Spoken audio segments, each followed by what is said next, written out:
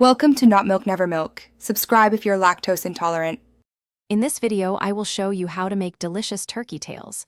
First, ensure your turkey tails are thoroughly cleaned under cold, running water.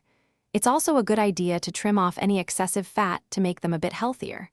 After cleaning and trimming, pat them completely dry with paper towels. This step is crucial for achieving a crispy skin later on. Now, let's get them seasoned for maximum flavor. Once dry, it's time to season your turkey tails generously. Use a blend of your favorite spices like garlic powder, paprika, onion powder, and a pinch of cayenne for a little kick. Arrange them on a baking sheet and bake at 375 degrees Fahrenheit for about 45 minutes. Remember to flip them halfway through the cooking time to ensure they brown evenly on both sides. This initial bake helps render some of the fat. After the initial bake, transfer the turkey tails to a sturdy pot. Add about 1 cup of chicken or vegetable broth, ensuring the liquid comes up about 1/3 of the way. Cover the pot tightly and let them simmer gently for approximately 90 minutes.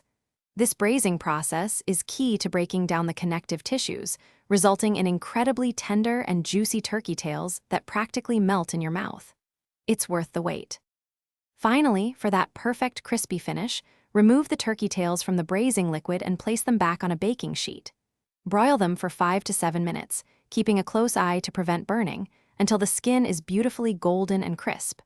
Serve these delicious turkey tails hot with your favorite side dishes, perhaps some rice or collard greens. Don't forget to check the description for a link to Little Tree's black ice and other great deals. Enjoy your meal. Thanks for watching. If this was helpful, leave a like and consider subscribing. See you next time.